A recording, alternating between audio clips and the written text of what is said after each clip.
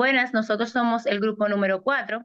Estos son los representantes, Ángela, Omeli, Lizzy, Mercedes, Daisy y Audelina. Estaremos hablando sobre la representación metodológica, estructurada y componentes esenciales del informe de evaluación psicológica.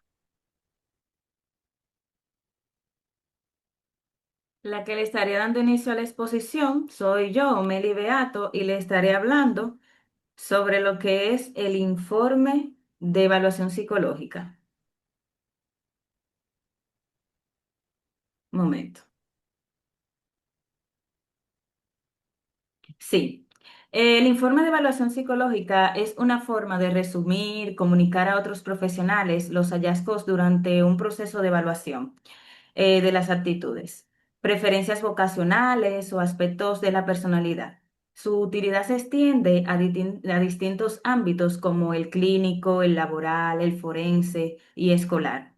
Es importante destacar que, sin importar los motivos por los cuales se realiza una evaluación, siempre se requiere la elaboración de un informe escrito que presente de manera clara los resultados obtenidos. La estructura, el contenido, la extensión del informe puede variar según sus propósitos y sobre todo dependiendo a quién va dirigido. Según Ovid, un informe de evaluación psicológica cumple con cuatro propósitos fundamentales.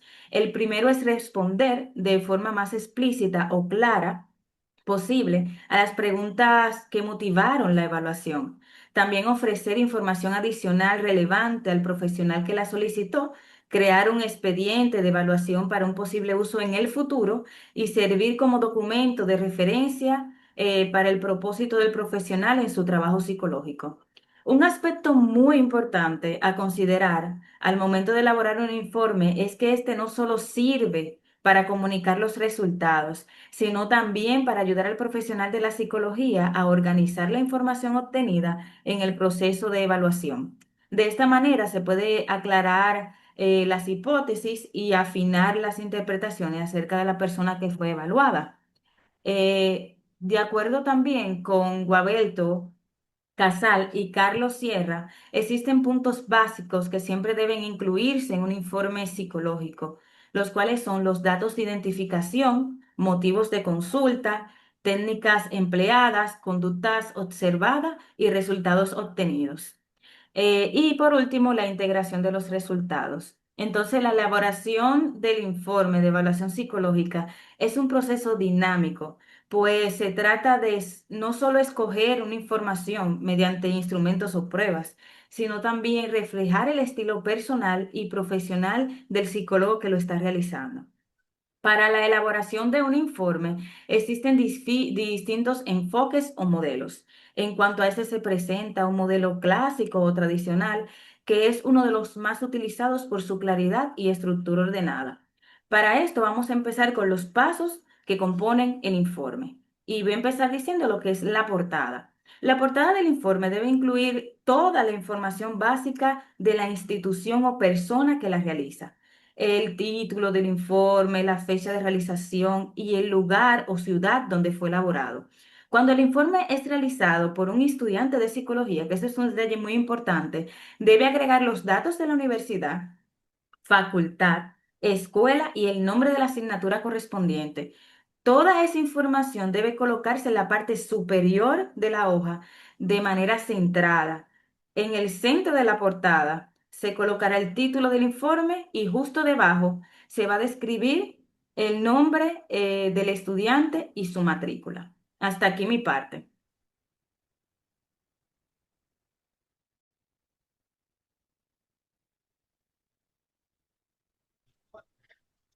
Adelina, aquí, bueno, voy a estar hablando sobre el título, los datos personales y otros temas más.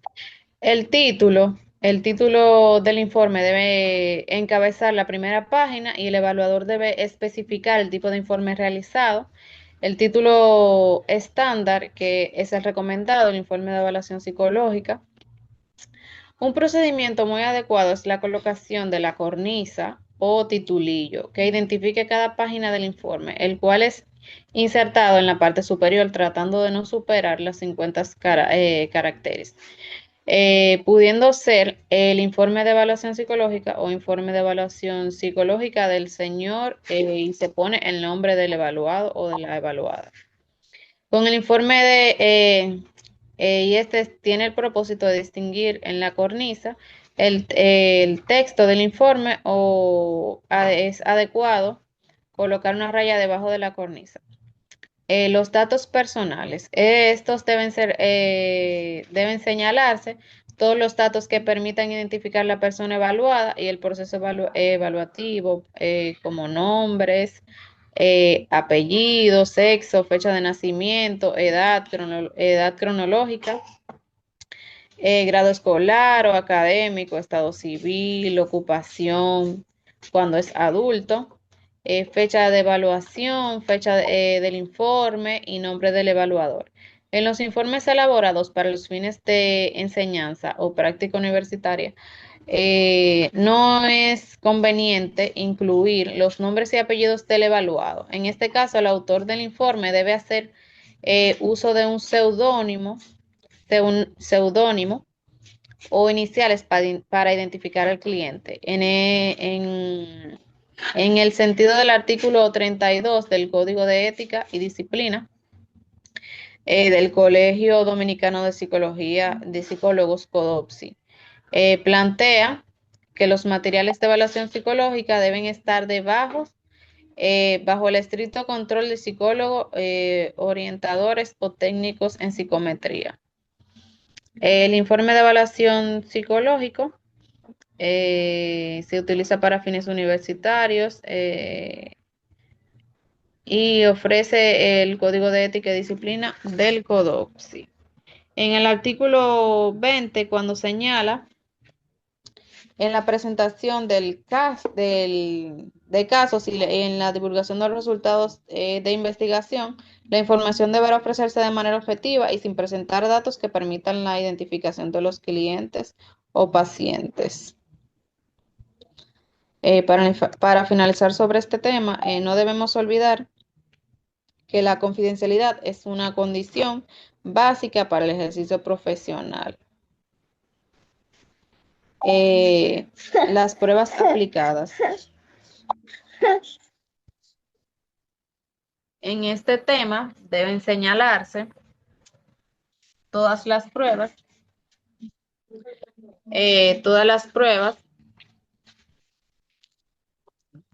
vete para allá, mi amor. Vete para allá, chiquito, que fueron admitidas.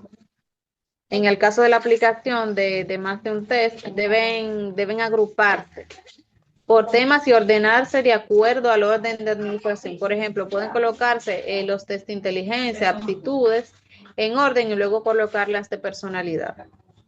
La presentación de pruebas técnicas y utilizadas en la evaluación permiten al psicólogo fundamentar sus condiciones y a quienes lee el informe y tener una idea de la amplitud, seriedad y pertinencia de los materiales sobre los cuales está basado. Es conveniente que el evaluador señale el nombre completo del test utilizado. En los casos que la prueba tenga siglas o iniciales que la identifique, es adecuado que éstas sean colocadas en paréntesis al lado del nombre original de la prueba. Hasta aquí mi parte.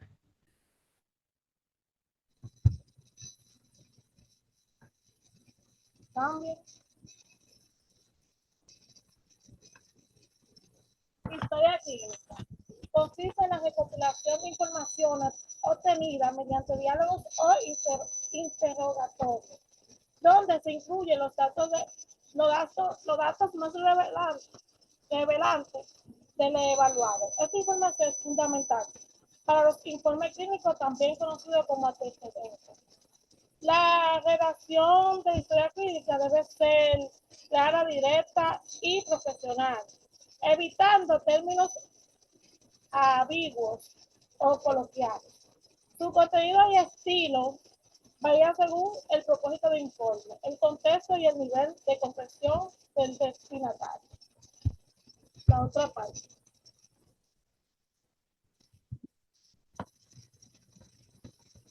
Motivos de la evaluación.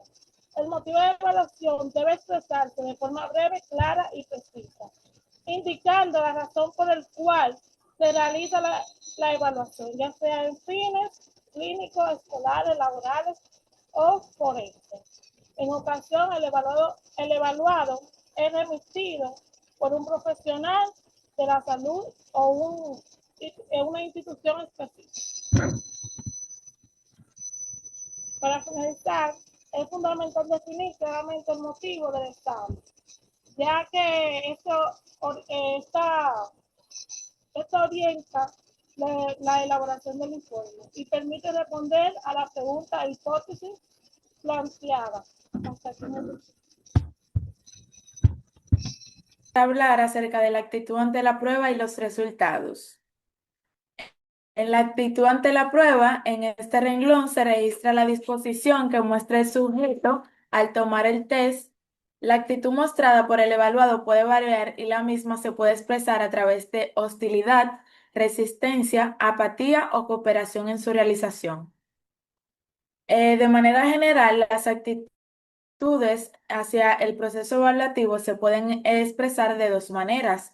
La primera es el nivel de adaptación del sujeto al ambiente evaluativo. En esta fase se va a comprobar cómo la persona se acomoda y se expresa en el proceso de entrevista y evaluación. La parte número dos es el nivel de adaptación a la consigna y las instrucciones. Aquí se va a evaluar y establecer la aceptación o rechazo de la consigna o instrucciones de la prueba. Ahora en la parte de los resultados pueden ser presentados de diferentes formas, de acuerdo al tipo de informe que se esté realizando. Es recomendable tener mucho cuidado en abundar con informaciones innecesarias o presentar datos numéricos que no puedan ser comprendidos adecuadamente por el lector. En este sentido, debe ser prudente con el uso de los títulos o subtítulos que pueden distraer o dar mala información a la hora de dar significado a la evaluación por parte del evaluado.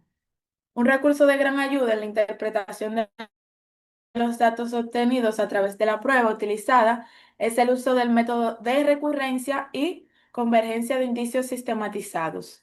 La primera, que es el método de convergencia, expresa el cruce de diferentes que se pueden ser un síntoma de un mismo conflicto, y el otro, que es el método de recurrencias, se refiere a que un mismo indicador o variable de dos pruebas diferentes que han sido aplicadas a un mismo sujeto se repite. Siguiendo con el resultado, el evaluador no debe limitarse a reseñar los datos obtenidos. Es fundamental obtener un análisis de las variables más relevantes de su informe y sobre todo el examinador ha de expresar su opinión profesional sobre los hallazgos de su evaluación. En todo caso, debe evitar apreciaciones subjetivas o sustentadas en criterios personales. Debe de apegarse siempre a los resultados obtenidos por el test, no a ninguna opinión de manera personal. En la presentación de los resultados, el evaluador debe tomar especial interés en las características que distinguen al sujeto. El evaluador debe evitar el pseudo evaluaciones o apreciaciones superficiales en las interpretaciones de los datos del informe, como la conocida efecto VAR. Hasta aquí mi participación.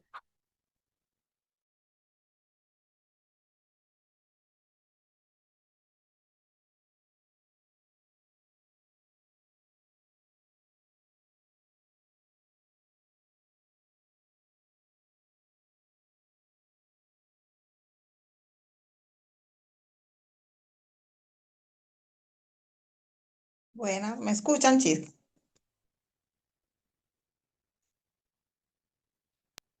Sí, empieza. Ok. Yo le voy a estar hablando. ¿Puedo empezar ya?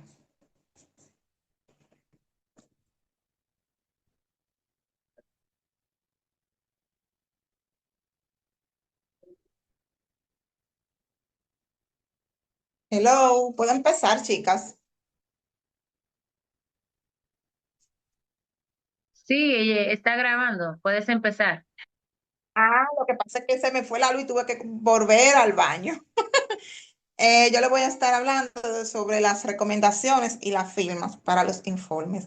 En esta parte se plantean todas las sugerencias pertinentes al proceso evaluativo y que deben ser tomadas en consideración por la persona que va a utilizar los datos del informe. Las recomendaciones deben ser breves y precisas, señalando si es necesario las dificultades que puedan presentarse. Debe evitarse la formulación de recomendaciones superficiales o carentes de profesionalidad. Es importante precisar que las recomendaciones a formular en el informe va a depender de dos variables. La primera del contexto en el cual se realiza la evaluación y la segunda está vinculada a la persona o institución a la cual se dirige dicho informe. En el campo del ejercicio clínico es conveniente indicar que el desarrollo de este tema de recomendación terapéutica o de abordaje terapéutico, las cuales deben ser planteadas con fluidez. Estas recomendaciones deben estar relacionadas con la historia clínica del sujeto y los resultados obtenidos en proceso evaluativo. Un adecuado pronóstico y recomendaciones del caso evaluado estarían vinculados al nivel de motivación y actitudes del paciente. En la apreciación de la personalidad es necesario hacer recomendaciones importantes acerca del tratamiento. A veces, cuando las exigencias del tratamiento excedan las posibilidades que se tienen, la decisión se reduce sencillamente a si la persona del tratamiento o no, a si la persona requiere del tratamiento o no. Esta decisión puede implicar un juicio clínico de la necesidad del tratamiento que tiene el paciente, pero también acerca de la manera en que responderá a los procesos terapéuticos diferenciales.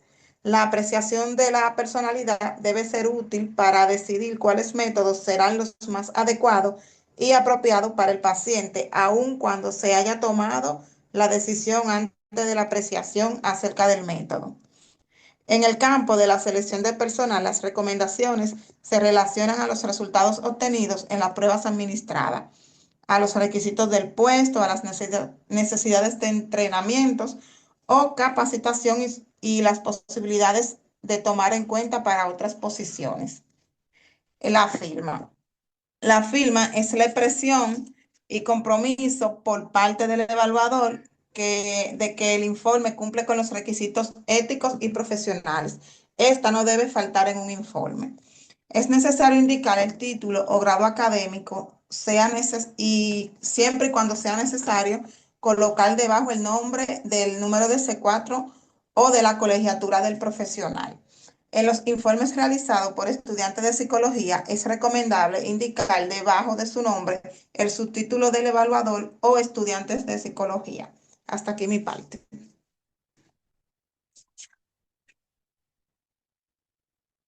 Bueno, yo estaría hablando sobre representación gráfica.